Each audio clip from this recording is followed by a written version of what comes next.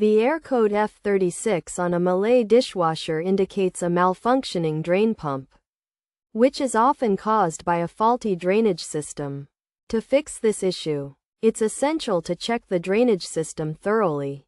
Start by inspecting the waste hose for any damage or signs of wear and tear, and verify that the connection under the sink is secure. Next, remove any blockages from the sump bowl and check the check hose valve for debris if your unit has 1. Ensure the drain hose is positioned high enough to prevent residue buildup, and if necessary, consider consulting a plumber to address the issue. It's also crucial to inspect the impeller to ensure it's spinning properly.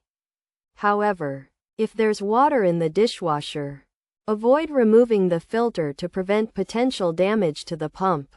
If the problem persists, it's likely that the drain pump is defective and needs to be replaced by a qualified service engineer.